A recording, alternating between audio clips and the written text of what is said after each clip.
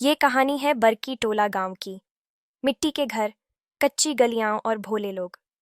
सुबह सुबह औरतें कुएं से पानी भरतीं, बच्चे बकरियों के पीछे दौड़ते और गांव का माहौल शांति से भरा रहता। लेकिन इन्हीं के बीच रहते थे राम खिलावन काका। मोटा ताजा शरीर, बड़ी बड़ी मूछें, हमेशा कंधे पर लाठी और चेहरे पर अकड़। गांव वाले उन्हें देखते तो धीरे धीरे कानाफूसी करते, क्योंकि काका अपने पैसे और जमीन को लेकर बड़ा घमंडी थे। काका का दिन अक्सर ऐसे बीतता, अपने मिट्टी के घर में तेल के दिए की लौ में सिक्कों को गिनते हुए।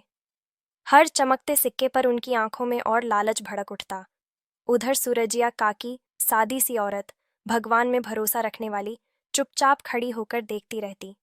कई बार बोली, काका, लालच छोड़ो, जो है उसी में सुख मानो। पर काका सुनते कहाँ थे। एक दिन बरगद के नीचे पंचायत बैठी थी। वहीं पंडित हरिनारायण ने कहा, सुना है पुराने जमाने का एक खजाना यहाँ कहीं दबा पड़ा है। ये सुनते ही सब लोग हैरान रह गए। कोई हंसा, कोई शक में पड़ा, लेकिन काका की आंखों में चमक और बढ़ गई। भीड़ के बीच बैठे काका ने धीरे से मूंछों को ताव दिया। मन ही मन सोचा, अगर ये खजाना मिल जाए तो मैं गांव का सबसे बड़ा मालिक बन जाऊं। उनकी आंखों में वही लालच चमकने लगा। रात गहरी हुई। मिट्टी के घर में टिमटिमाता दिया जल रहा था। काका अपने बेटे गोपी से धीरे धीरे बोले, आज रात चल, हमें खुदाई करनी है। गोपी मासूम था, डरते डरते बोला, बाबूजी, ये ठीक नहीं। लेकिन काका ने उसे डांट कर चुप करा दिया। उधर पंडित हरिनारायण मंदिर में घंटा बजाते हुए भगवान से प्रार्थना कर रहे थे, जैसे आसमान से पहले ही चेतावनी दी जा रही हो कि लालच के रास्ते पर मत चलो। अगले दिन पंचायत में काका मिठाई लेकर पहुंचे। मुखिया धन्नीराम के सामने हाथ जोड़कर बोले, आप तो सबके मालिक हैं, मेरा आशीर्वाद बनाए रखना। लेकिन मुखिया के चेहरे पर गहरी सोच थी। वो समझ रहे थे कि काका किसी चाल में है। धन्नीराम मुखिया ने हुक्का पीते हुए धीरे से कहा, काका, लालच कभी अच्छा नहीं देता। काका ने झूठी हंसी हंस दी, लेकिन उनके मन में वही खजाने की तस्वीर घूम रही थी। आधी रात को काका और गोपी तालाब किनारे पहुंचे। चांदनी पानी पर चमक रही थी। चारों तरफ सन्नाटा था, बस झींगुरों की आवाज और दूर से कुत्तों के भौंकने की गूंज सुनाई देती थी।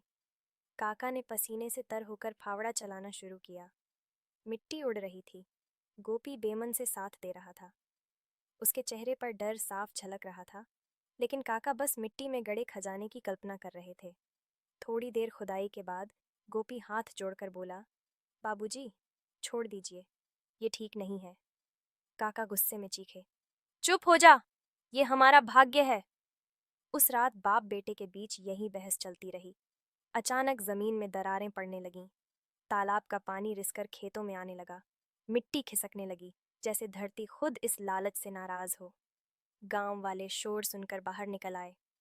औरतें अपने बच्चों को संभालतीं, आदमी भागते, जानवर चिल्लाते। पूरा गांव अफरा तफरी में भर गया।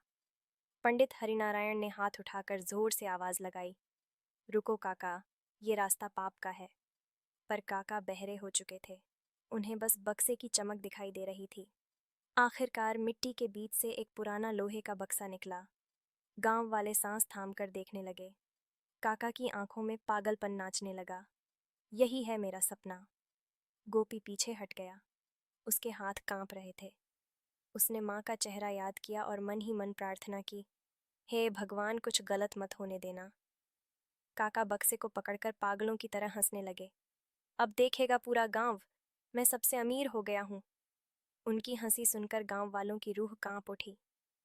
धीरे धीरे बक्से का ढक्कन चरमराकर खुला। सबने आंखें फैलाकर देखा। भीतर क्या था? अचानक बक्से से निकल पड़े काले चमचमाते सांप। उनकी फुफकार से हवा कांप गई। गांव वाले चीखते चिल्लाते पीछे हट गए। काका ने भागने की कोशिश की, लेकिन देर हो चुकी थी। सांपों की फुफकार ने उन्हें चारों तरफ से घेर लिया। उनकी लालच से भरी आंखें अब डर से फैल गईं। रात का वो सन्नाटा टूट चुका था। काका जमीन पर ढह गए। चांदनी में उनका चेहरा फीका पड़ गया।